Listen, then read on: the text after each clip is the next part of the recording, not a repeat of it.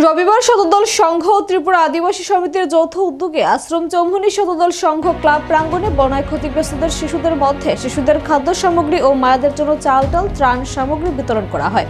এই ত্রাণ সামগ্রী বিতরণে উপস্থিত ছিলেন ক্লাবের সম্পাদক অধীর দেবনাথ, এলাকার ইস্ট জোনের চেয়ারম্যান সুখময় সাহা, 25 নম্বর ওয়ার্ডের কর্পোরেটর সীমা দেবনাথ সহ অন্যান্য আদিবাসী সমিতির মহিলারা। সংবাদ মাধ্যমের মুখোমুখি হয়ে এই বিষয়ে বিস্তারিত তুলে ধরেন শতদল সংঘ ক্লাবের সম্পাদক অধীর দেবনাথ।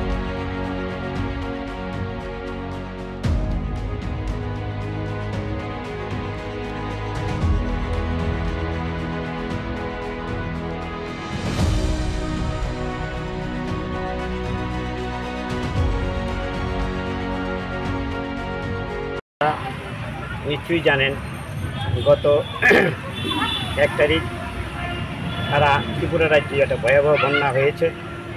সেই বন্যায় রাজ্য সরকার যথেষ্ট অক্লান্ত পরিশ্রম করেছেন। এলাকাবাসী যে যে অঞ্চলে বন্যা হয়েছিল কবলিত, সেই অঞ্চলে ত্রিপুরা সরকার অক্লান্ত পরিশ্রম করেছেন এবং রাজ্য স্তরের নেতৃত্বরা বিভিন্ন বন্যার্থীদের পাশে দাঁড়িয়েছেন। সেই দিকে তাকিয়ে আজকেও বন্যার রেশ যায়নি। আমাদের অঞ্চলে দক্ষিণ চন্দ্রপুর থেকে শুরু করে চন্দ্রপুর এবং বিভিন্ন দলসল এরিয়ায়ও কিছু কিছু এরিয়ায় জল উঠেছিল। আমরা তারই একটা অঙ্গ হিসাবে আজকে আমরা সামান্য কিছু ত্রাণের ব্যবস্থা করেছি। আমরা দেখতে পেয়েছি এই অঞ্চলের অনেক শিশুরা আছেন, শিশুদের জন্য দুধ বিস্কুট, মায়েদের জন্য আমরা সামান্য চাল ডাল ব্যবস্থা করেছি।